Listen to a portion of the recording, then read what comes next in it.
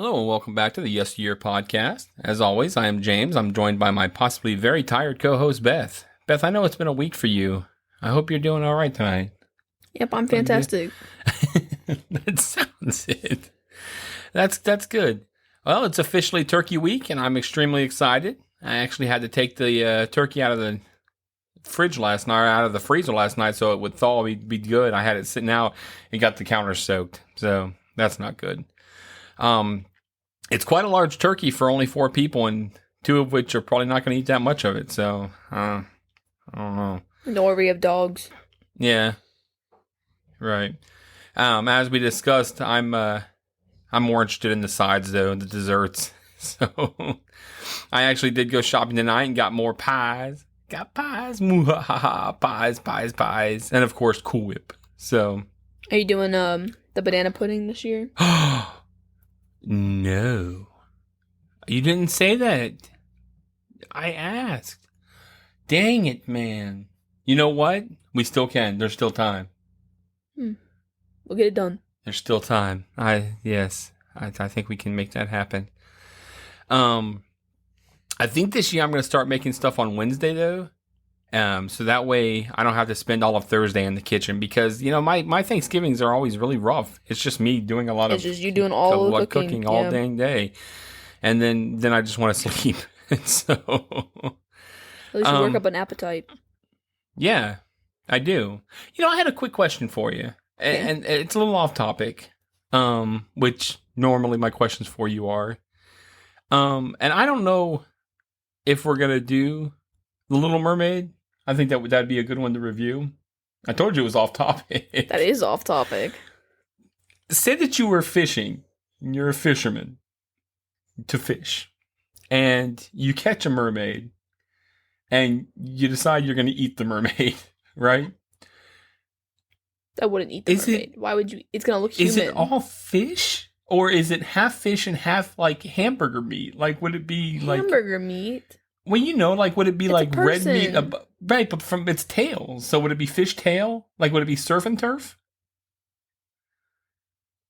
Do you need to see therapy? Do you need help? I might. Why are you thinking about that? I don't know. Because what? You're going to eat a person. But they're not a person. They're but they a mermaid. Are people they're from the head up. They're mer You're going to cut into someone who's going to be screaming and crying and be like, please don't eat me. Please don't eat me. And you're like, I'm going to eat you. I know we have all this other food that we could eat, but I'm a jerk and I'm going to eat you because you're a mermaid. That's cannibalism. I'm saying if you're a fisherman. It doesn't matter. If you're a fisherman and you catch a whale, you can eat the whale? Yes. No. You don't eat whales. I think you go and you eat your sardines. There's canned whale. I don't think there's canned whale. Yeah, you use their blubber to light your lamps and ambergris. I don't want to talk about this anymore. I don't. Ambergris. You're just saying random thing. Surgery. I know what you're talking about. Ambergris. Anyway, that's a real thing. Look it up. I'm not going to look up canned whale. Well, I think that it exists. Anyways, I was just curious what you thought about that. Like, I think that's a horrible thing to be thinking about. And then if you think about stuff like that, you should get help. Man, rough city. So, if you're a fisherman that catches a person, and I mean it's going to be screaming. Please let me back to my family. I have a family, a mother, a father. Do you think they would flop on the deck like a fish? No. Do you think they do? They probably scream and let me go. They're people. They're people fish. That's rough, man. So. Oh, man. So I brought up over the Facebook group on how we have a sweet little feature on our website where you can actually leave a voicemail message for us. And someone did. So let's take a moment to listen to that. Hey guys, Dondi here. Just wanted to say this is my go-to podcast. I love the new episodes and listen to my favorite episodes over and over. It seems I always hear something new or something I missed, even if it's the 3rd time around. No matter what's going on, you two never fail to make me laugh. I just wanted to stop by and say thanks. All right, very cool. And thank you, Dondi, for taking the time out of your day to leave us a message. That was very awesome. I appreciate it. Cool. I really do welcome all of you to do the same thing, and we will play it on the episode at the beginning or the end. Probably the end. If we start getting a whole bunch of these, we'll probably play them at the end. So this week we are reviewing the movie Whatever It Takes, which doesn't seem like an old movie, but it really is 20 years old, which makes me feel really ancient because it doesn't seem like it came out that long ago to me when I first thought about this movie. Once again, this is a movie that came out while I was in the Navy, and I went and watched it with a buddy of mine when it came out. And nothing real special, just remember going and seeing it. And I liked it. What I liked about it most probably was the dialogue and the little things that take place that are like quick but are funny. So, what was your initial impression of the movie? Bad. Oh, no. Yeah, I probably wouldn't watch this movie based off... Because all I knew about this movie was the cover. And I probably wouldn't watch based off the cover alone. It looked... It's a very 2000-y cover. It looked like... Well, it looked like... Yeah, and you know what 2000s are to me? It's 2000s trying to be 90s.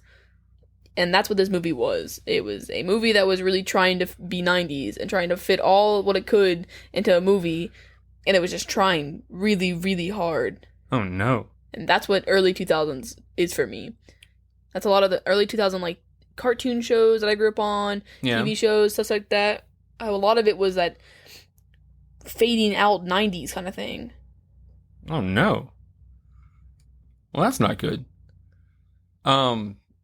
Did you watch the trailer? I did. You? I gave it a 2 out of 5. 2 out of 5. Gave literally the whole movie away. You think? It was like 8 minutes long. Wow. It was like, I knew exactly the plot and the characters and exactly what was going to happen. And it told you what was going to happen. And then it showed the ending. And then you're like, oh, I didn't even have to watch this movie. I probably could have just watched the trailer and then showed up here and been like, yeah, I remember that. Well, that would make for a really boring episode. Don't do that. I gave it a 2 out of 5. All right. So I wouldn't watch based on anything from this movie. I think that the trailer was enough for me to go see the movie. When I saw it, when I watched the trailer, I was like, oh yeah, I want to go watch that. And so I would probably give it a 2.5 out of 5 at least. You know when you're really bored, so you go on YouTube and you're like, I'm looking for a movie to watch, but what movie am I going to watch? So you watch those ones where it's like, everything wrong with such and such movie. And then it goes through and tells you everything that's wrong with it. And it goes like, but it pretty much tells you the whole story without having to watch it. So you're like, oh, I guess I don't have to watch this anymore because I just sat down and watched it pretty much in 10 minutes or less. Yeah. Sometimes I do that. And that's what this trailer made me think of. Man. That's really sad. Don't move my computer, bro. Sorry. It just sounds like there's a humming somewhere and maybe I'm wrong. All right. Well, Whatever It Takes was released March 24th, 2000, and it's a PG-13 romance comedy, or comedy romance. Your take, whatever you want to call it. It stars people... It stars people that are, at the time... What was that for? I don't know. Rom-com, that's what they call it, right? That's right, a rom-com. Yeah. But we haven't done a lot of those. That's why I thought it would be interesting to do. But I don't really like rom-coms, I think. Oh, no. The more we watch it, the more I'm like, the easily set up. And I think it's because we review movies like this that it's like ruining it for. I was actually thinking about this. A lot of the movies like come out now. I was watching, I think How to Train Your Dragon again. I love that series. Is that a rom-com? No. Oh, okay. I'm just in general movies. Oh, okay. So I was watching that movie again, and I'm sitting here. I'm like, oh, this is easily predictable. I mean, this is gonna end up doing this and this and this. I would rate this at this out of this, and I was like, oh no. I can't watch movies anymore. And I was like, this sucks. I was like, this is not that great anymore. And so I think watching movies, the rom-coms are so predictable. You know what's going to happen. Well, let's take, I get that. I get what you're saying. I think it's the journey that you're supposed to enjoy, even though you know where you're going to end up. Like if we know that we're going to go to California on a trip, but we want to enjoy the journey to California, even though we know we're going to get to California. That's our ultimate destination. I mean, you kind of know what's going to... I mean, like with Ratatouille, you know he's not going to end up on a plate dead. I mean, that would be really... You know it's going to end... Well, you never know with Disney. Disney surprises us sometimes. The one man with his Up. I can't watch that movie. Frig. I've never It shoots you right in the gut at the beginning. Hey, look, a happy love story. Wrong. Wrong. So that's rough. Yeah, I guess, but it just seems like, for the most part, movies are, especially romantic comedies, you kind of know where it's going to end when you watch them. It's just enjoying the story of how to get there. And I think that's fair. That's a lot of what it is. Like, I really like While You Were Sleeping. Huh. That was one of my favorite movies. Sandra Bullock. Yeah. Yeah. And I like The Proposal. Yeah. That's a good one too. Right. And I mean, you ultimately know. But I haven't watched those in a while, so maybe. Oh gosh, what if it got crud? I think I watched that last year. And now you're like, oh, it's garbage. It's not all movies. Like, remember, I was watching Into the Spider-Verse at work the other day. I love that movie. I was all teary-eyed. Yeah, but that's not a rom-com. That's an action. Yeah. Doesn't matter. It's like one of my favorite. What would you call that? I don't. An action animation? That's funny, too. I don't know. Either way, it's a really good movie. I was kind of spying on it the whole time that I know you were. I wish you guys. I know you guys like Spider-Man and stuff. Like, I want you guys to watch it. It's so good, and like, I love talking about that movie because of all the parallels between Miles and actual Spider-Man, because it's the universe stuff. Sure. So it's so interesting seeing, like, Peter Parker has Aunt May and Uncle Ben. Miles has Uncle Aaron. Yeah. They both die. Spoiler alert. Sorry. Yeah, it doesn't matter. It still makes you cry. And that's one of those movies that if you know what's going to happen anyways, you still get emotional. Yeah. You're like, oh. Because it's got such a great soundtrack, and the characters are lovable, and they're funny, and you're like, oh. So I'm sitting over the green peppers, putting down pepperoni and such, going, Dude, I got my pizza, and it tasted like tears and sorrow. I'm getting a little weepy thinking about it. Oh my god, Uncle Aaron, no. Yeah, R.I.P. for the homie. So I get it, but I think that's what, I'm running through my head in all rom-coms that I really can't think of many that I enjoy. I mean, they're all kind of the same thing. It's kind of how are you gonna get to point C? You know where they start with A, you know where C is gonna end you up, but what's going on through B? And then are you gonna try and add a plot twist? Yeah, usually not. No, usually with rom-coms, you think there's like certain elements that go into it where there's always the guy and the girl, and they're like trying to fight to each other, or it's a love triangle or a love square. Yeah.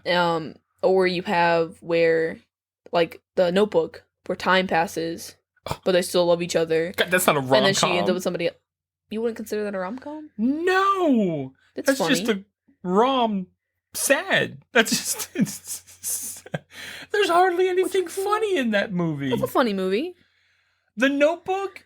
What's funny about The Notebook? In the beginning where they're all happy and you're like, Where she's smacking them up? No, I don't... Not always smacking them up. That movie's not... That is not a comedy. Dude, look, if I don't go out like that, I don't think I either want to go out like Jack on the Titanic. I don't want to go out like that either. I refuse to watch that movie. I want to freeze to death because it just seems like it's just the most comfortable. Like, I'm really cold, and then I go to sleep. Well, you're drowning, so also you can't breathe. So no, he didn't drown. He was just dead. And she just, I love you, I'll never let go. Let's go. Oh, that's rough. It was a metaphor. Ugh. For what? Never letting go. She was going to let go, but she was never going to let go. Sorry, you're poor, and I just can't hold you up anymore. I'm going to go do a lot of life, but you're dead. Thanks for making me realize I love me. Yeah. Time to go marry some jerk. Aw. Uncle Ben. Uncle Ben. Oh, God. Yeah, spoiler alert. Weird thing. That would have been... Spoiler alert. Rose's Aunt May. Rose's Aunt May. She changed her name again. Good gravy. How many names you need, Rose? You're not that special. Well, roses bloom in May. So maybe that's what you got. Yeah. Ooh, layers. Layers. Like it. So, this movie stars a lot of people that at the time weren't necessarily big names because they were kind of the next generation of actors. But it did star Jodie Lynn O'Keefe, Shane West, Marla Sokolov, and James Franco, just to name a few. I thought having Shane West and James Franco in it would be enough for you to be like, coolios. I had the biggest crush on Franco when I was little. Because he was in the one Spider-Man movie. Yeah. Oh, God.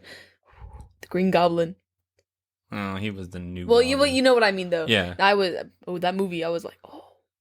They had no business making him so attractive. What about Shane West? I thought you had a dealio for him.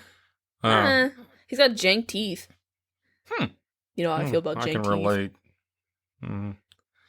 So, it also stars Aaron Paul, who would become best known for his role in Breaking Bad, which I don't think you ever really watched, I never watched that, no. I didn't either, but, obviously it was huge. I heard a lot about it, yeah. It's huge enough to where I know who he is, and I think his character's name is Jesse in there. And I never watched it either. All the characters in that show are jank. It came on opposite of something else that we watched. We just never got into it. But, it's got the dad from Malcolm in the Middle. And the premise is pretty cool. He's like how it started. Like he had cancer and he didn't have money for his insurance, so he started making meth and stuff. Yeah, so the meth stuff. And then he got cured from cancer, but he kept making the meth. It's the meth. It's got the money. And Colin Hanks is in this as well, who is Tom Hanks' son. I don't know if you knew that. Did not. He played a really strange character on the show Dexter at one point. You know, I think I'm gonna watch that show. Dude, I feel like a lot of people keep talking about it because I was talking to you know the show You? Yes. Well, we brought it up in English because we were talking about feeling bad because we're gonna read Frankenstein. Yeah. So we were talking about Mary Shelley's Frankenstein, just to be sure. I think so. Yes. Okay. Yes. And we were talking about how it makes you feel bad for the monster. Does because the monster isn't Frankenstein. It's Victor Frankenstein. Right. So we're thinking if you feel bad for the monster, he still goes and kills people. And then she was like, just like in Dexter or in You. And I was like, I don't want to talk about that show because that show it roughs you up.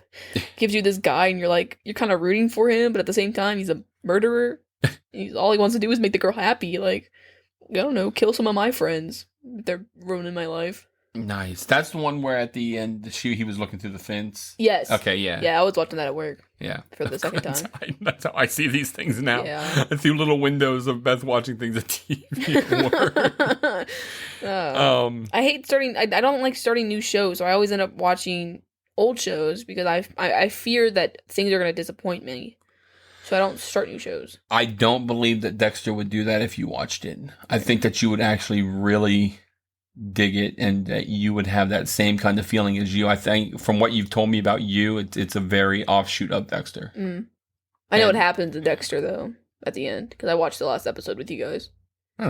So right, but it's coming back. Oh, is it really? Yeah, they're doing some kind of like little specials or something like that. Yeah, he's coming back. So that's interesting. Did not like the ending. No, I can't. I remember that you guys. I was like, he's gonna leave. Okay, well, we don't have to get into it. This movie is a modern day remake of the Cyrano de Bergerac story. If you know what that is, it literally is this same type thing where he helps somebody else get the girl and blah blah blah, and does kind of like. I think that's why they call it serenading.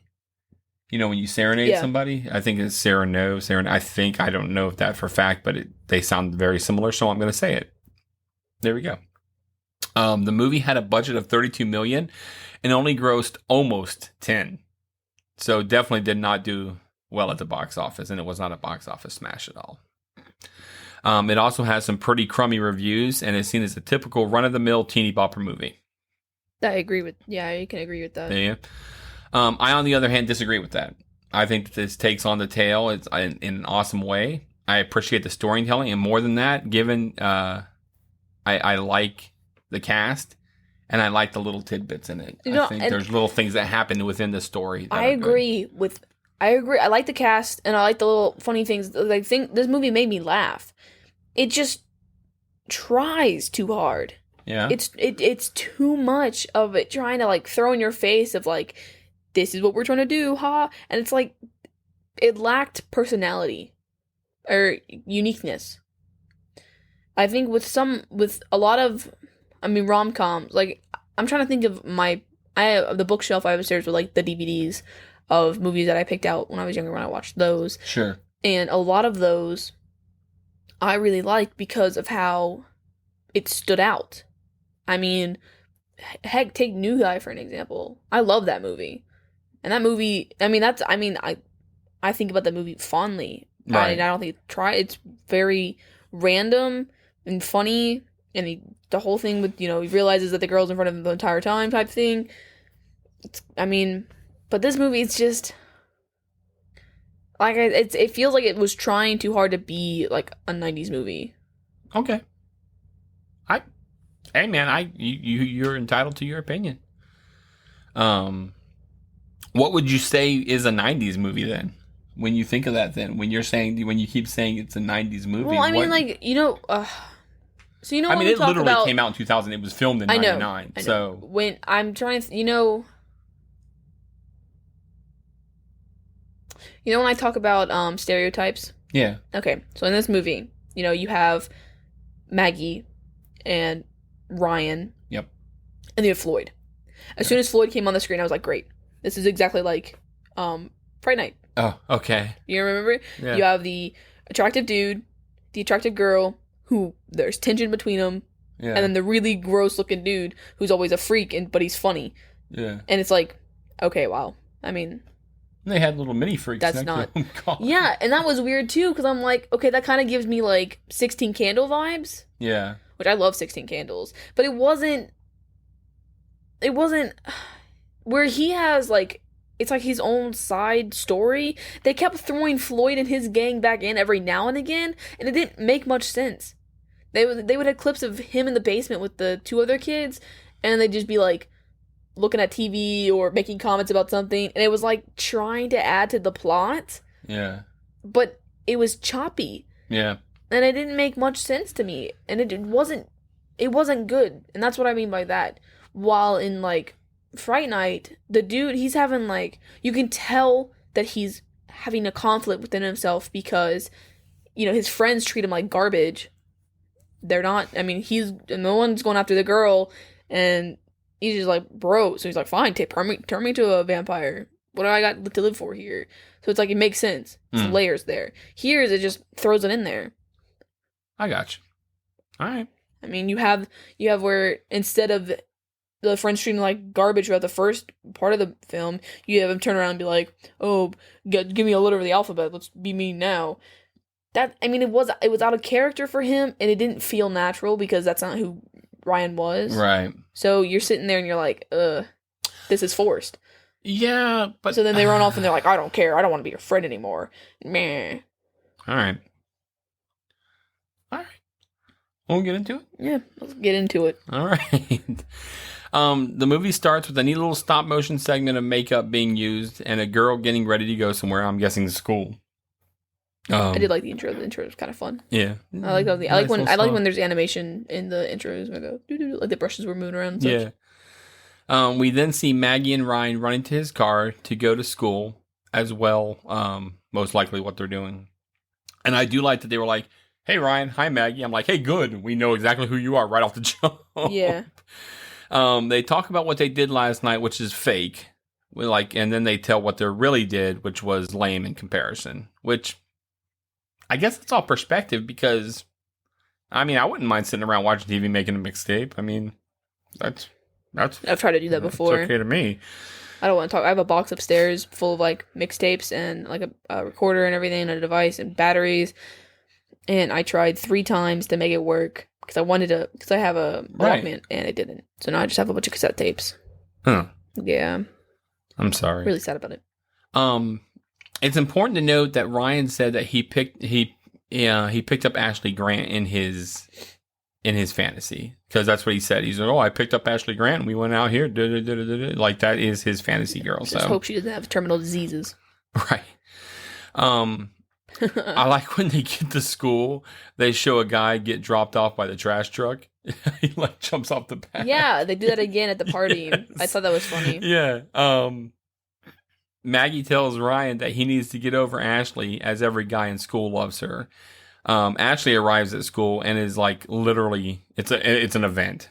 her arriving. Always. Like, everyone says hi to her.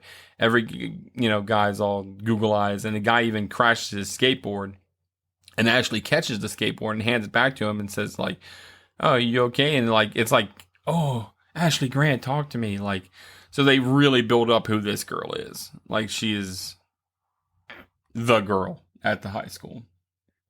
Do you have anybody like that at your school? Me, obviously. There you go. No.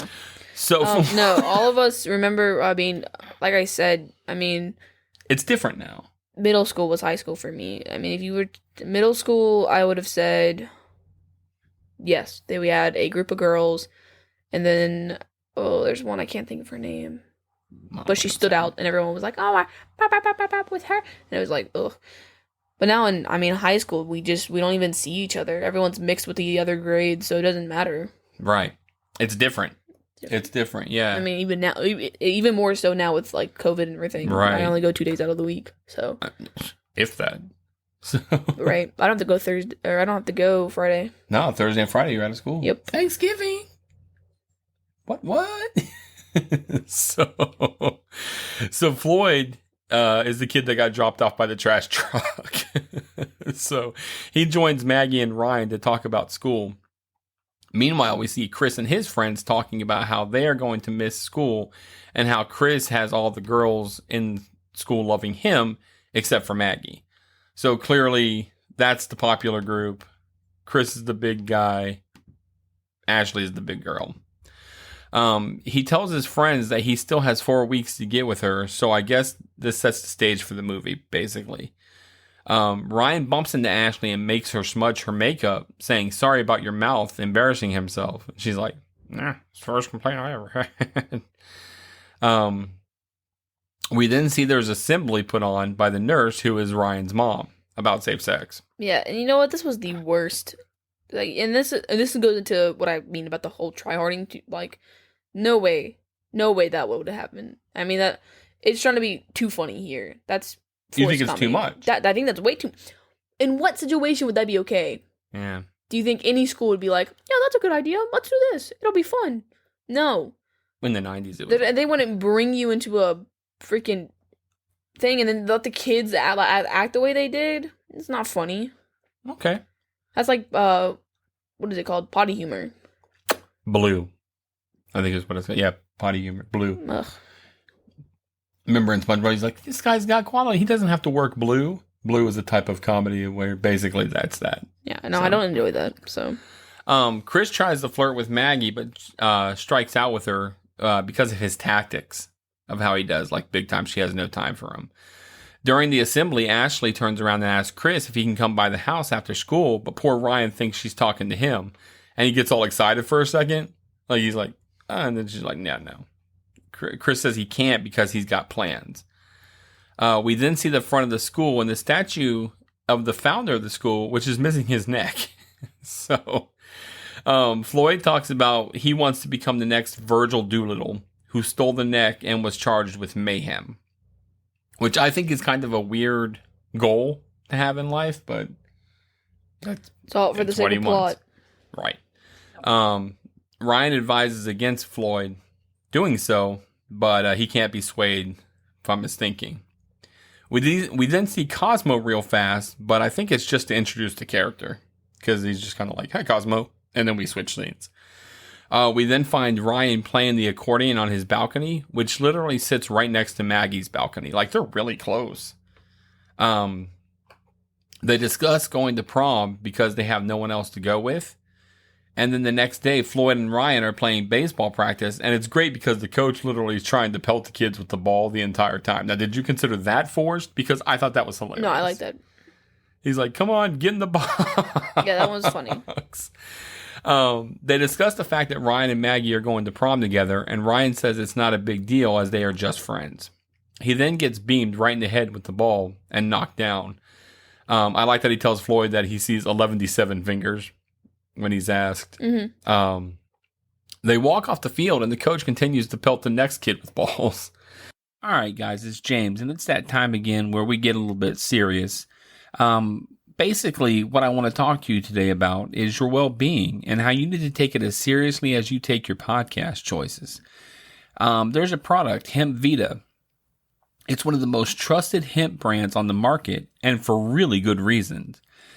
Featuring only organic, American-grown hemp in every potent product, Hemp Vita takes health and ingredient transparency seriously, while providing you with convenient and easy-to-use products. One of the products they got is the Hemp Vita Hemp Oil Infused Pain Patch. This high-potency patch releases hemp extract over 24 hours, giving you a steady support you need day and night. They've also got oils on there to help you sleep. They've got every kind of product that you can imagine that's really focused on pain management, and it's hemp-based. And I just cannot push enough about how this is going to help you guys. This is something that I really believe in. You can experience the Hemp Vita difference today by visiting hempvita.com. That's hemp, H-E-M-P, Vita, V-I-T-A.com. Now, this is really cool. For a limited time, you can receive up to 20% off any order with this unique code, Yesteryear. That's going to let them know that you heard them on our show, and they're going to give you 20% off for doing so. So, guys, I really... head on over, hempvita.com. Again, that's H-E-M-P, Vita, V-I-T-A.com. And check them out. Get a little something. Get your pain under control in a nice, natural, healthy way. You know, the way that's going to make you happy and say, wow, I'm glad that I listened to James on the Yesteryear podcast. And this guy, you know, he led me right to what I need. All right, we're now back to the show. We also see Chris in the background looking at Ryan as if he's got a plan. So this is all Chris's thing, I guess, is when he's talking about a plan, this is what he's got going on. Floyd takes Ryan for a surprise. And I'm sorry? Oh, yeah, he does. He says, walk it off. That's coming up. Yeah, but the coach tells everybody walk it off whenever they get pelted with a ball. So Floyd takes Ryan for a surprise, and they go to take him for the floor show. Ryan and Floyd are supposed to go, but only Ryan goes, and Floyd says he owes him. The guy takes him down to a locked door and pushes him through, and it turns out to be the girls' locker room. Ryan does everything he can to hide and escape, but not before catching a glimpse of Ashley showering. Nothing like nudity or anything like that, just in the shower. He finally escapes out, and Chris is waiting for him, which I thought was really weird. Like he was waiting there by the door. Yeah. Chris follows him and propositions him with a deal. Chris will help Ryan get with Ashley if Ryan will help Chris get with Maggie. I actually like this because while they were talking, another student was talking too. And I think that's I like that they did that, because usually in movies you have people like in crowds and they're like shouting at each other and like nobody's paying any attention. But here you have these people, they're talking and somebody else is like, oh yeah, blah blah blah, not even involved. So yep. Layers and such. Yeah, I really like that too. I actually talked about it today. At first he's hesitant until Ashley walks up and he says deal. And that's what I was going to say. I love the druggy guy in the background interjecting himself into the conversation the entire time as well. He's like, yeah, Ashley. Oh, you know, he's like, yeah, do it. And that guy just keeps randomly showing up throughout the entire movie. So Ryan is talking to Floyd and Cosmo about the plan, and Floyd is saying how great it is. So they start the plan, and where Ryan sends Maggie poetry from Chris sends an email to Ashley from Ryan saying that her hair looks butch. So I think that's funny, because it's not a nice email, it's a mean email. And he's like, yeah, but your hair looks butch. He's like, trust me, it'll work. Chris is adamant that it's going to work by causing Ryan to stand out amongst a crowd of guys who say nothing but nice things to Ashley. Ryan and Chris head out into the hall with Floyd and Cosmo in tow and run into some of the popular girls that Chris knows. He introduces them to Ryan but calls him Brian. And they're all like, are you new here? And he's like, no, I've been around. And they're like, oh yeah, I think I've seen you. Then they say that they should come to a party, and Chris says, yeah, be at Ashley's Grant's tonight and bring Maggie. Maggie goes as a favor to Ryan, and Floyd and gang get dropped off by a trash truck again, and they couldn't get a ride. They got to get the trash truck. This guy's just literally getting dropped off by trash trucks the whole time. And, thanks a lot, Dad. And I'm like, man, you're really... Quality. Yeah. Ryan is enthralled by Ashley and follows her to the bathroom, and she tells him to go ahead. And he's like, no, that's okay. She's like, why not? And Floyd shows up and says, because he has to take a dump. Of course, he doesn't say dump. But Yeah. and poor Ryan's mortified, and Ashley just slams the door in his face. So we then see more of the party going on, and Maggie looking and feeling out of place. So Ryan meets up with Chris, and then Ryan approaches Ashley about the email, and she throws a drink at him. Chris approaches Maggie about the poetry, and at first she's impressed, but then he says stupid crap, so she dips out. Ryan comes to talk to Chris about the situation, and both of them are displeased with the outcome so far. Ryan tells Chris that he is too cocky, and tells more about Maggie, for instance, that she volunteers at a nursing home. So Chris tells Ryan and Ashley, I lost my place. That Ashley isn't exactly into him either. He tells him that girls like Ashley like guys that are jerks. He asks him if he wants her or not, and then pushes Ryan into Ashley, causing her to fall into the pool. She's not pleased and thinks that Ryan did it on purpose. Poor Floyd tries the same tactic with the other girls by throwing fireworks on them, but all he does is just burn them up. So it doesn't work. Instead, they just go get three big guys to rough them up. And he's like, hey, you want to check out the rest of the house? And Yeah. And the other girl's like, oh, man, they were into us. Because he's like, why are you so dressed up? Because Cosmo showed up in a suit. And he's like, but I look good, right? And he's like... And they were like, yeah, his mom just died. Yeah. Like, earlier today. Yeah, like earlier. And the girls just look puzzled face at him. Mm-hmm. And he's like, why is he all dressed up? So... Chris and Ryan sit and discuss what's going on. Maggie decides to leave because she's like fed up with the whole situation, and she goes on her own. And they're talking about what they need to do and what the girls want. And later that night, Ryan wakes Maggie and talks to her about Chris and tells her how he asked about her, because he's like, he's trying to hype him up. Ryan tells Maggie to send Chris the famous Maggie Carter Soul quiz to see how he'll do. So Maggie does send it, and of course Ryan takes it and he aces it. Because, I thought it was funny that, because he was all like, she sent me like a midterm test. Yeah. Yeah. She sent me some kind of midterm. And he's like, oh no. But he takes it for him, which obviously he's going to know everything about her. Yeah. So see, that's what I would have started to been a little suspicious if I was Maggie, because she's supposed to be this really smart girl, right? Mm. So you grew up with this guy next door. You guys know pretty much everything about each other. Like the mom even says, you guys know each other's moves. Yeah. And then you get this other guy who's you've rejected for like 7 times, and he's clearly this horrible person, and you've had all these awful interactions, and suddenly he's sitting back stuff where he knows things about you that only this one other guy knows. And this other guy is trying to force him on you. It's like, I would have been a little suspicious of you, my guy. Being like, are you taking these tests for him? Maybe. So. Yeah, for somebody to do so well for...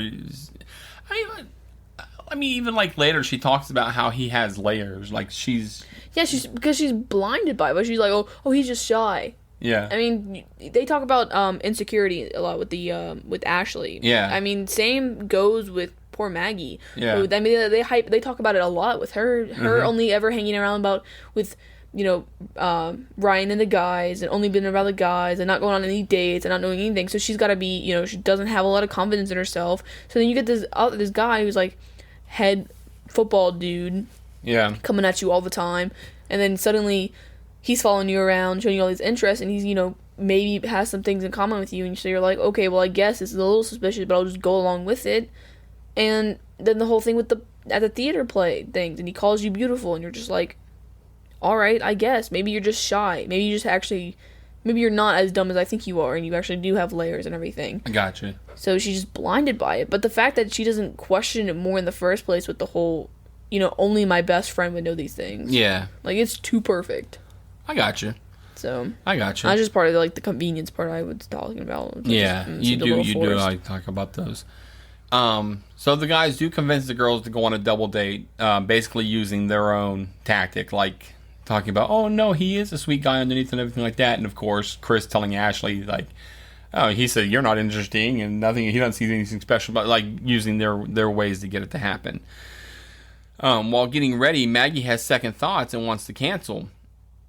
Maggie calls Chris to cancel, but Ryan calls him as well to help him out. This was so funny to me. I love this scene.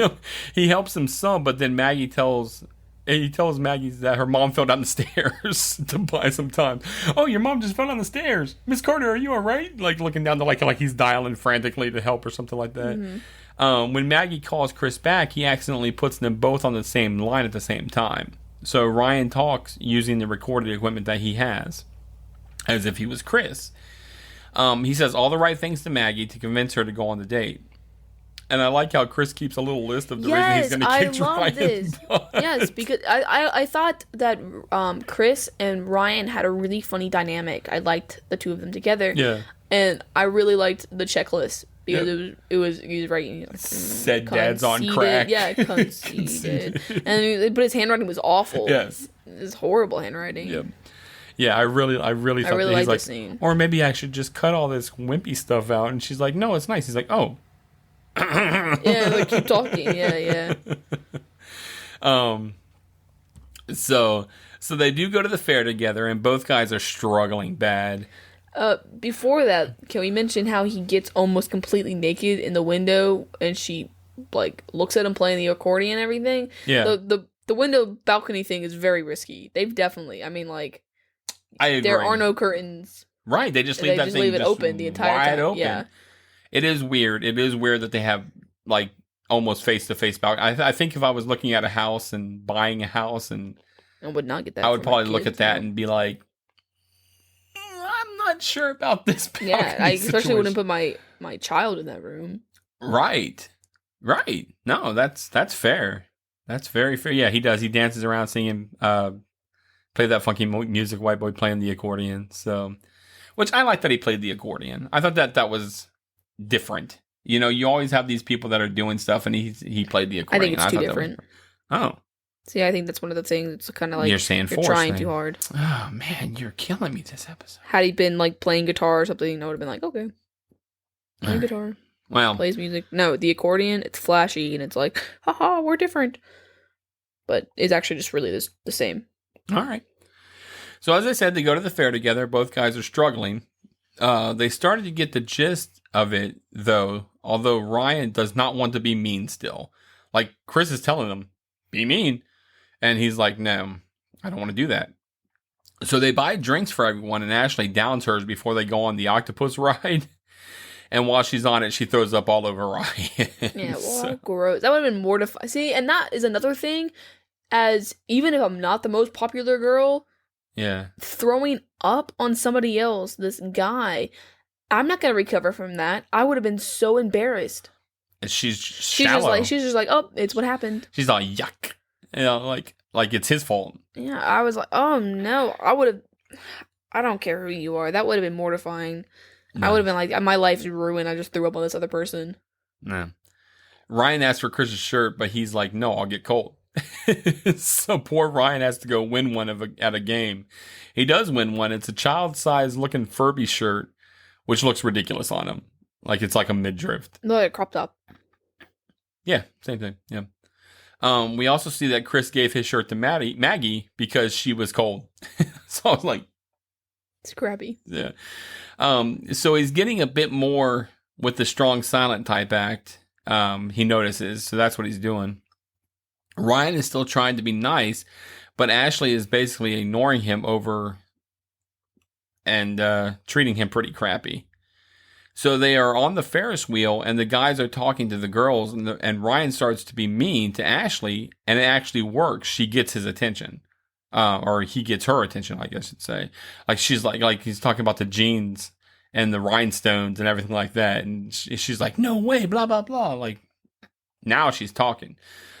Chris is talking with Ashley and finds her, he lacks the words when Ryan isn't around. I like that he's like, I like your shirt. Yeah. Because he said that again, and it's his shirt. He's running out of things to say. And see, again, as the smart girl that Maggie is supposed to be, I would have been like, ugh, you lack personality. I think it's just that he's so attractive. Yeah, I mean, somebody that's so attractive wrong. is interested.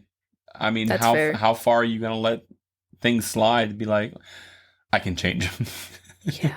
They would have been really easy. I can change him. It's okay. So they're dropping off Ryan and Maggie, and Ashley once again looks disinterested. She's like on the phone, like she doesn't care. But when Ryan gets out, she gets out She's like, as well. Or bri. Yeah, right. To say goodbye, and he like puts his hands up to like shake it, but she sucks his finger, all seductively, which is like really weird. It was really funny though when you pan back at the car, and then Chris is gonna say bye to Maggie, so he held out his puts fingers. his finger up like she's that. all like, She's like, shakes his hand. Yeah, she says goodnight. So Maggie is still unsure about Chris and says she is not sure that he has any heart. The next day, Chris and Ryan discuss the night before, and he tells Ryan, or Brian, however you want to say it, that Ashley's still not sure about him. So Chris invites Ryan to play some football with them to show that he is tough for Ashley. And he basically gets his butt kicked all over the place. Like during this football game, it's like, it's just nothing but just to sit there and continuously keep giving him the ball to get pummeled by these huge dudes. Like, they are not high school kids. They're like men. Like convicts. Yeah. Thank you. But he does impress Ashley, and she tells him to pick her up at 7 a.m. So now it's Ryan's turn to get Chris in with Maggie. So he takes him to the nursing home to volunteer.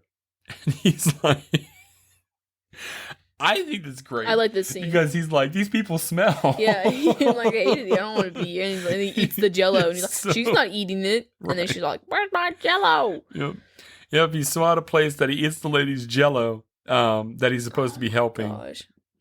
And then gives him the guy next door. Yes, and that guy was so funny because he was like, "While you're here, can you help me?" And he like spills the pee all over. Yeah, and Ryan's all like, "Bruh, dude, chill." Yeah. But It went that was everywhere. so funny. It was horrible. He's like, "Can you mind helping me?" And he was like how in like waiters and movies will do, Yes. they spill everything evereverhere on purpose. Yeah, it was like gross. It was awful. But I like that when he gave the other Jello and she's looking at it all suspect because now it's green and she's all. Yeah, Maggie weird comes looking in. Jello. It was cut. Looked like mint Jello. Yeah, no, thank you. Nope. Maggie comes in and sees it, and that Chris is helping, and says that he comes there all the time to volunteer, which is like, yeah, Again, I've never seen you here. Yeah, I've never seen you here. Only one other person knows I actually work here. My best friend, Brian. Yeah. Ryan, whatever you want to say. And now you're suddenly here? Suspicious. Yeah. The old lady is like, I have to go to the bathroom. It's number 2. Don't And drop me now. Maggie's like, do you need help? And she's like, He's like, what do you want? Chris to help you? And she's like, that'd be lovely. So he just picks her up. He just husks her up. And he chucks her in. Chucks her She's in like, there. don't drop me. And he chucks her in there. That's it. All kinds of ugly. And he chucks her in the bathroom. Because she's all. Yeah,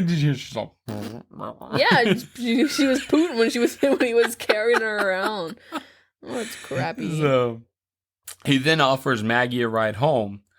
Yeah, because the old man was in the back. Yeah. Ride home. Yeah. And she accepts, but says she has to go by the school theater first, which Chris doesn't even know exists. He's like, the school has a theater. So then they're at the school theater, and Chris looks mad bored. While Ashley gets set, she's like setting up the props and doing the flowers and all that kind of stuff, and he's just like playing with the sword. Mm-hmm. Maggie asks Chris why he's so into her, and Ryan feeds him a line just out of sight, like he shows up just in time. Ryan sees Maggie for what she is and calls her beautiful. He then feeds Chris. Chris ends up saying it as well. And then she gets a little like, what'd you say? He then feeds Chris more lines that are his feelings and seems as if Ryan may be realizing what he would have with Maggie. So I think that's a little bit of that, you don't know what you got till it's gone type deal. And of course, like you said, it's plot fodder, but I mean, it is what it is. I mean, that's what you have to notice. So later that night, Maggie and Ryan talk about the two being couples and how it seems that someone messed with fate. They also discuss Ryan's parents and how his dad used to play the accordion for his mom and said every note was for her. The next morning, Ryan is driving Ashley to school and she is telling him about how she got her legs waxed and she's also got a new belly button piercing, but she's wanting his approval for it. She's like, I'll take it out if you don't like it and blah, blah, blah. They see his friends waiting for him to pick him up, but Ashley tells him to drive off so they don't get home. They just... Yeah, Floyd was drawing the short stick. Like, always. With these movies. It's always the third wheel. True. Floyd seems to understand of the situation at first. He's kind of like, at the baseball practice, he's like, dude, I get it. There's going to be casualties of war. I understand for what you're doing. It's cool. But then at lunch, it goes south when Ashley sees Ryan with his squad of friends. To make her happy, he basically dumps all over them, calling them names in order to save face with Ashley. And that's the part you were talking about earlier. Yeah, because at first he's like, why you gotta call him freaks, dude? Yeah. Because he's sticking up for him. Right. And you're thinking, okay, this is a good move. Honestly, what they should have done is at this point, when he's just about to get the girl that he always wanted, he sticks up for his friends, which makes him look good in front of Maggie. And Maggie's all like, oh, this is the Brian that I know, the Ryan that I know. And then they're like, okay. And then she's all like, oh, I don't even want you. You're awful. He's like, whatever. I don't need you anyways. And then he goes and he tells Maggie. And he's like, look, I don't, this guy's doing this. This is what it was. And then suffer the consequences there. But instead, he sits here and he dogs all over his friends. Yeah. And then they leave him. And then Maggie's also like, that wasn't cool. And then she leaves him. And it's like, that's terrible. That's terrible. That's bad writing. Yeah. And then they do the whole thing in this next scene where they're at Ashley's or at the dinner place, and it's like comical relief, but it didn't have to have happened. I gotcha. And they could have had the same. If he had started to be like, whatever, I don't need you there, then she would have been all crazy about it too. She would have been like, oh, I love you, like she was later on when he was like, I don't need you. Yeah. So. Yeah, Ryan tries to chase after Floyd to make up to him, but Floyd isn't having it. And like you said, even Maggie at some point is like, this isn't worth it. You're dogging your friends, man. Maggie is hanging with Chris at the beach and having a good time, but she's still out of place. Because she's like, I really like your outfit. And he's like, I like it too. And she's like, great. Because the other boys are doing stupid crap. While Ryan and Ashley go to dinner and then to her house. So Ashley says she's going to take a shower and jokes about him maybe joining her. But when he does, she screams and kicks him out. She has like some kind of, what is that, shaving cream on her upper lip? Yeah, she was like shaving her face. She's like, how much did you see? And he was like, nothing. Yeah. Then she comes back out and is like, where were we? Like nothing even happened. Again, with the whole, like, I would have been mortified. Yeah. I don't care who you are. That would have been really, really hard to look past that. Yeah. Here's a guy I've thrown up on, and also this just saw me shaving my face. Yeah. But then he sees her feet that have all kinds of fungus on them. They were horrible feet. I mean, again, how do you be this preppy girl with all these fancy towels? Like, all the towels had her like A on them and everything. Yeah. And, I mean, and then your feet look like that, and you're okay with it. Right. No, I'm sorry. I don't care how shallow you are. Nice. Her whole thing's about being self-conscious. I would have been self-conscious about the feet. Truth. So Chris and Maggie are also out at Casablanca, and they're making out. So basically, Chris is getting more and more of what he wants. Ryan asks Chris about how Maggie is doing, and he is like, don't worry about it. I got it from here, bro. Ryan talks to his mom about Maggie and how he does not know what she is up to. And that's what you were saying. They used to know each other's every move. So what's up with that? The next day, Ryan and Ashley are out at a restaurant, and Ashley acts like her normal self, important self. I'm better than everybody, making fun of the waitress and complaining about the cake she ate all of, and the poor little waitress says she'll pay for it herself. And I have a little bit of PTSD with this, with customers acting as if, well, I didn't like this, so you have to. I literally was kind of like, ugh. Yeah.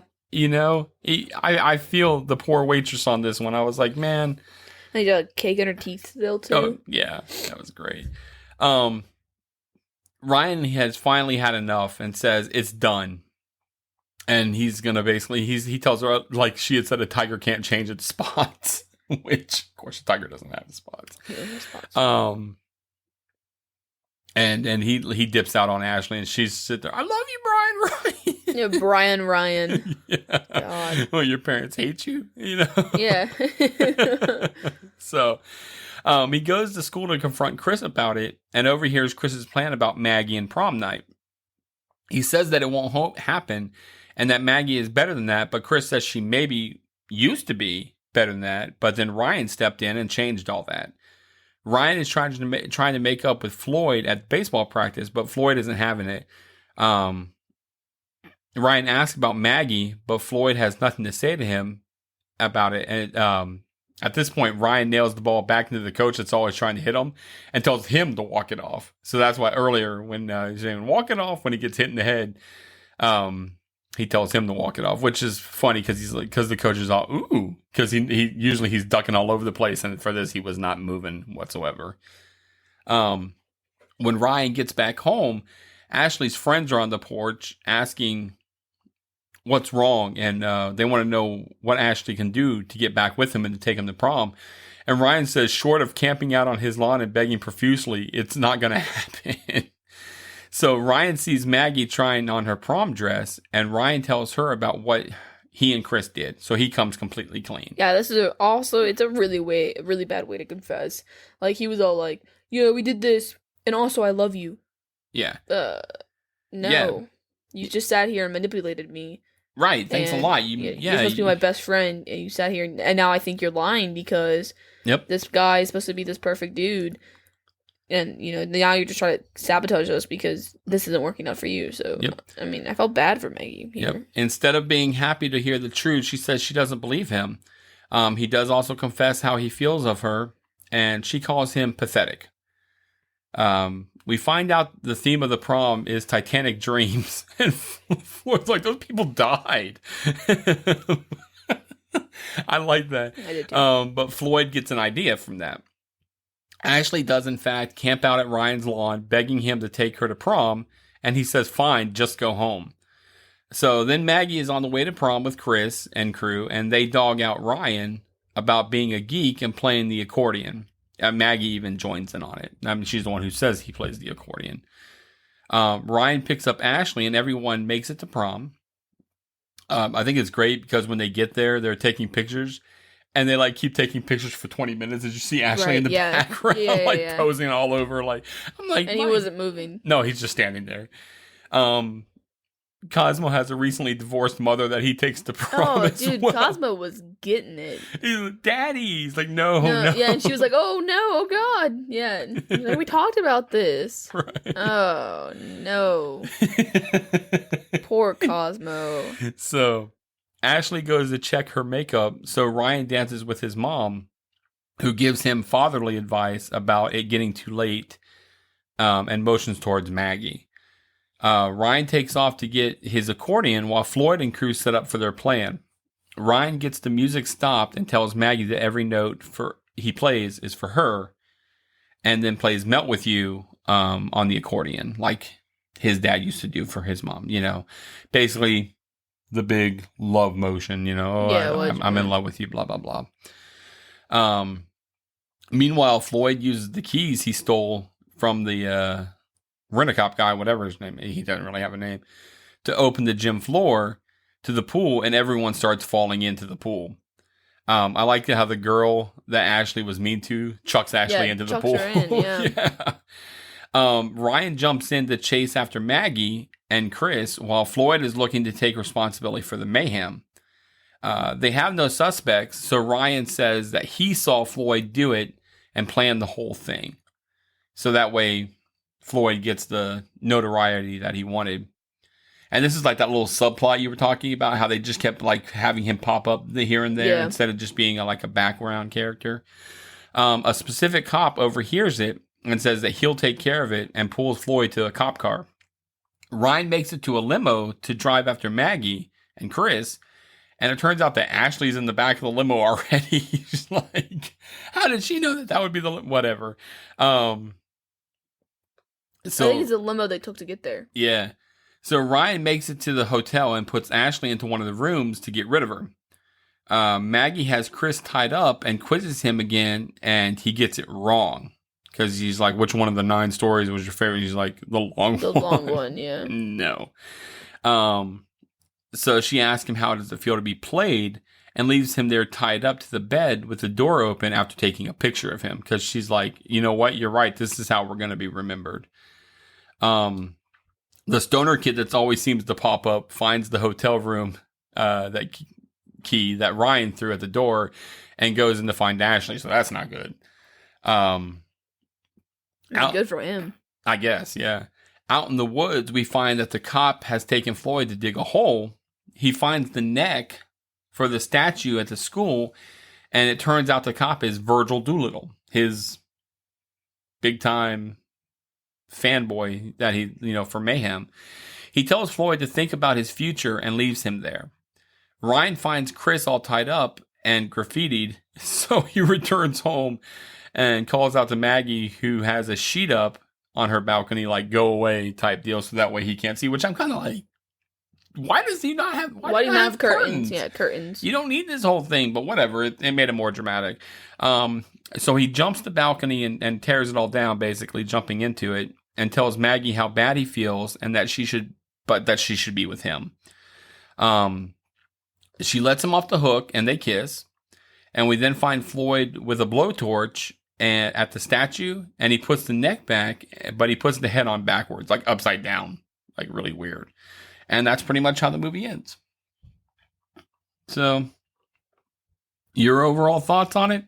Predictable but funny at sometimes. Predictable but funny sometimes. I'll give you that. For moves wise, how many moves would you give it? I gave it a 3 out of 5. You still gave it a 3. It wasn't awful. Wow. I didn't. I was expecting you to give it lower. You know what? I'd give it a 3 as well. Yeah. I think it wasn't anything fantastic, but it wasn't a bad movie. Right. It was really predictable, and it was trying too hard, but it was funny still. Now, would you consider this a date movie? Because that's the kind of... What do you mean date movie? Maybe like it's your first, second, third date with a guy, and he's like, no. And he's like, hey, you want to go see a movie? And it's like, yeah. He's like, oh, let's go see whatever it takes. It's kind of like a romantic comedy. Like, would that be in a... Oh, well, I mean, I guess if you're putting it on like that, if it's at the theater and you're going to watch something like that, I guess. But if I was at my house and I could pick any movie, I'm not going to pick this one. Gotcha. You know what I'm going to put on? Into the Spider-Verse. You're such a nerd. I mean, if you react to that movie the way I react to that movie, yeah, I'm gonna put a ring on it.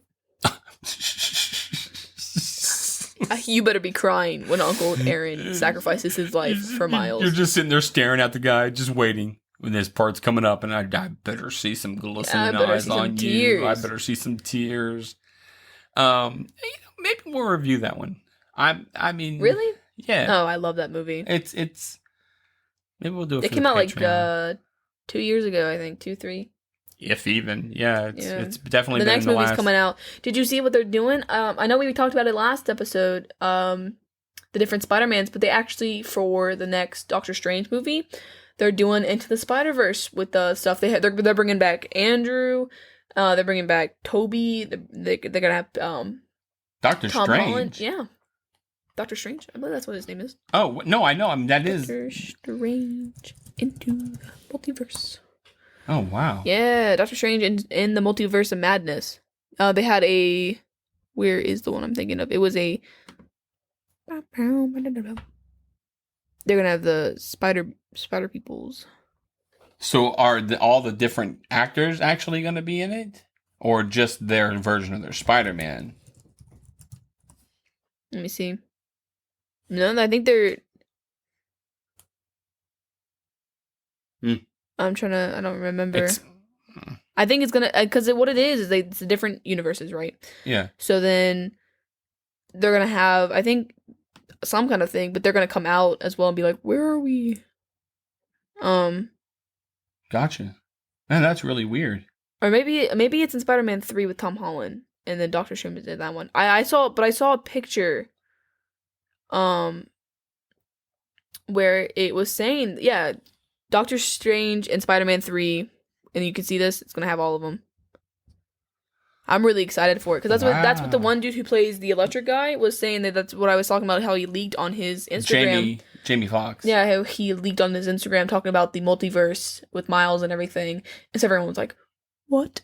And so we're really excited. So then the Spider-Man Into the Multiverse comes out. The part 2 comes out. Yeah. And will that be with Miles again, or is that going to be? This is so 2018 is when it comes in. It's not 28. Oh, when it came out in 2018. Wow, it's already been that long. Wow.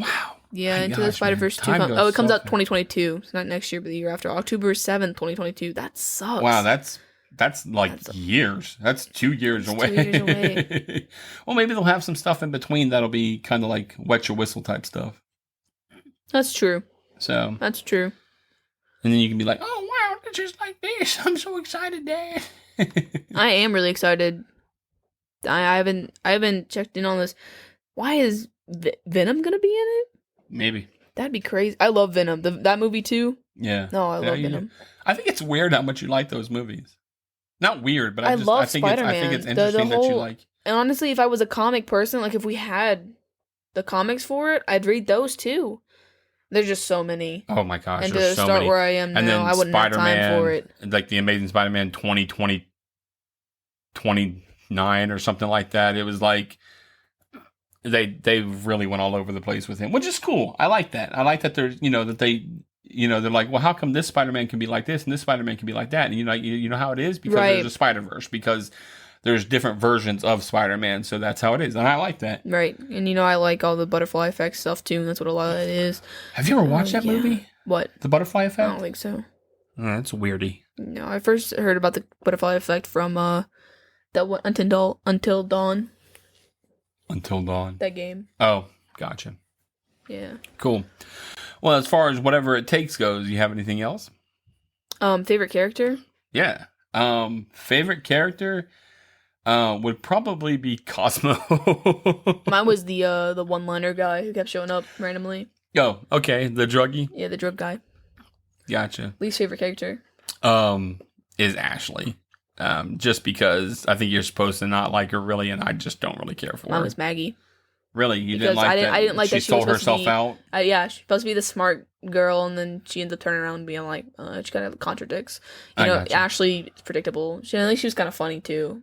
Yeah. So, I don't know. Favorite scene?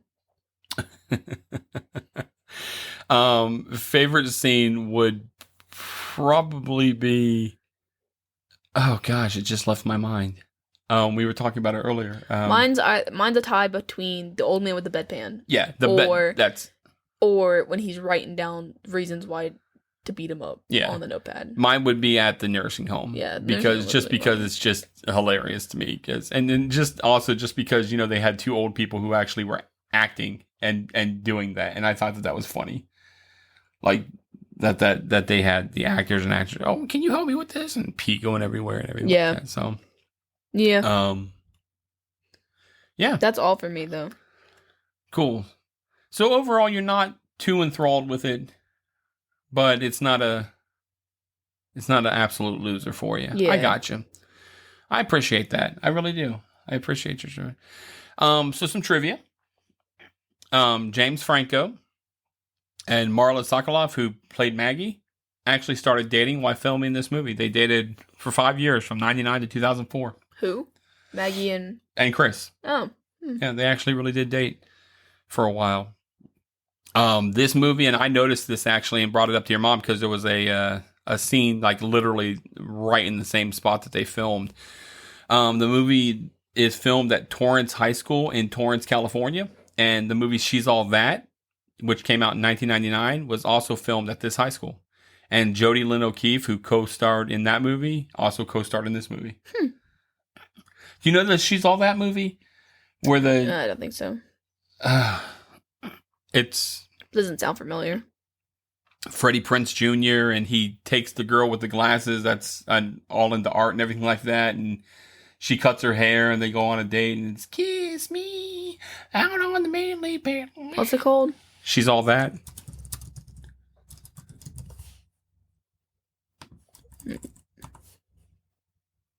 Yeah. No. You probably would have the same feelings about there was a lot of movies that came out around the same time that have this same kind of storyline type deal. Yeah. So Shane West portrays Ryan in this film, a nerd who falls for a popular girl, but in A Walk to Remember, he portrays the very non-nerdy cool guy. I thought about that as well. Who falls for a girl. Now, what do you think about that? That's not a rom-com. That's just a romantic That would be sad. story. Yeah, I can't. And then it pulls you in, too, so you have to sit down and watch it, the whole thing. And then she's all, I want a butterfly tattoo. So you get to the wash away one because of her dad, and then she dies. Let's look at the stars. He's all, like, angry. He's like, you should have told me. I wouldn't fall in love with you. And she's like, I never told you to fall in love with me. Like, and then the dad gives him the Bible. Oh, man. I'm telling you what, the relationship with him and the dang dad at the end is like, oh, gosh. You turned out to be a really good guy, and he likes you, and you got... Yeah, it was rough. I don't understand. You can't love anyone else after that. You don't go on after that. You're old man from Up. Oh, shoot. God. Yeah. You find that's sometimes like when they talk about like high school sweethearts. Yeah. That is what I imagine. Meeting someone who completely changes your way of thinking and your life view and your outlook on everything, and they make you feel better and you want to keep living, you want to keep going on. Each day you're looking forward to seeing this person. That's love. They portray it so well in that movie with him, because she's like, this isn't who you are truly, and I can see that, and you know that, and they help each other become better. He helps her live a little bit more before she dies. Yeah. And then at the end, he stays that way, but there's no way that after that, he's like, I'm ready for another relationship. No, he's gonna, there's no way. There's no way I could go on after that. I would be so sad to have lost this person, and that I would believe that I would never feel anything like that ever again with anyone else. Wow. That deep. Yeah. With The Notebook. So, just... Rip. Because I'm talking about rom-coms. Romantic movies. They're rough. That was a true love. I watched a movie that... I don't think it wasn't a romantic comedy, but it had Robert Pattinson in it, and I only watched it. Water for Elephants? No, I don't know. I don't remember. Oh, it was on Netflix, and he's talking the movie trailer. He's talking to like the little girl, and the dad's angry at him. And dad hates it, but he works in one of the 9/11 buildings. Oh, and at the end, that's when it happens. It's 9/11, and he dies, and you're sitting there, and the screen goes black, and you're like, what the hell? I wasn't expecting that at all. You're sitting there and you're like, what was the point? Right. And I think that what is the point is a really good thing to go off of with romantic comedies, because you're sitting here, and like with this movie, you don't have that. Because, he just randomly realizes, he goes from thinking of her as a sister to being like, oh yeah, I guess she's pretty. Yeah. Guess I'd like to date her. That's not, what is that? But in A Walk to Remember, he sits there and he's like, damn, this girl is actually something else. She is, he thinks, from the start, from the get-go, he catches her attention. Yeah. That's not what happens here. No. And at the end, she dies, and you're like, what was the point of me falling in love with her? And then the dad's all like, the lesson you learn, and, you're a better person now. Thanks. Right. That was rough. deep. You went deep on me there. I mean, I just, you know how I feel about talking about things and everything. Yeah. So in this movie, the prom takes place in the real gym at the real Beverly Hills High School, and it's the same school that was used in the movie It's a Wonderful Life in 1946. And in both film, a prank is pulled where the gym floor opens up to an underfloor swimming pool during a dance. It's if you ever watch it, like in black and white and in the Wonderful Life, they're dancing backwards, they're dancing, and they fall into the pool. And I want to say it was freshman year of high school. A bunch of the seniors told us that the pool was underneath the gym floor. Yeah. Because our school was old, but it's not even old. My friend Sydney lives up there. Yeah. She moved there, and they used to have like huge front yards and everything, all the houses, and everything. They tore. Wow. They tore down a lot of the houses to build the school there. Oh. So she was telling me about that, but like later on, but they told us, the seniors told us, like, oh, this, they built this school in 1987, and they used to have pools underneath there. So, be careful, because sometimes the pool will open randomly, and then you'll fall in. So I was like, talking to my friend Cameron about it, and I was like, oh my gosh, dude, what am I gonna do if the pool opens? I can't swim. I'm just gonna drown. And then you're gonna have a real case on your hands there, huh? And then he was like, you're stupid. There's no pool underneath the gym. And I was like, what do you mean? He's like, look at the floor. Where would the pool open? There's no dividing line. And I was like, the wax. Well, you see right here with the wax. That's too much. Damn pools under the... Oh, you're funny. That is too much. Man, you went really deep on this. It was a rom-com, but you went deep on it. So I'm a deep person. I'm trying to think about...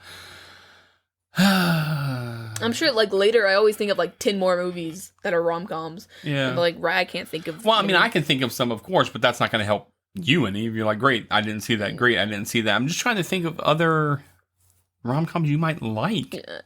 Yeah. Yeah. It's funny to me because I used to say that rom-coms were my favorite genre of movies. Yeah. But simply because I liked romantic movies as someone who was always alone.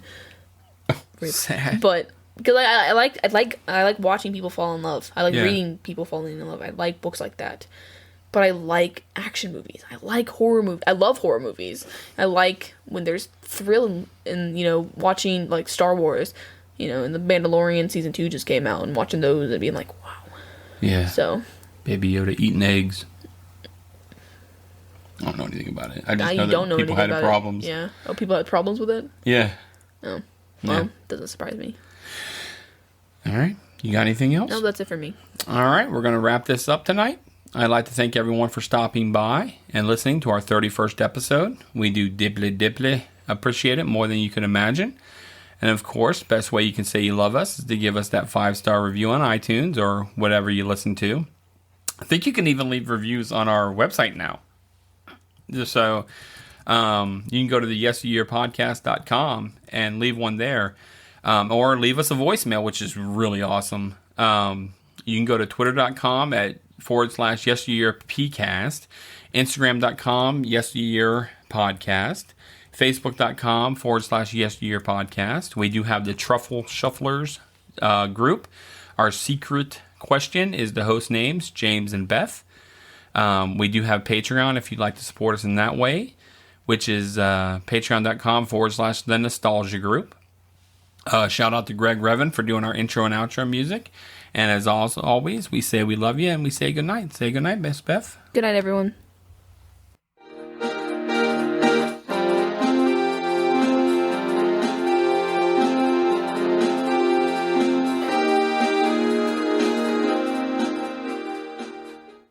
You've been listening to a Fourth Hand Joint.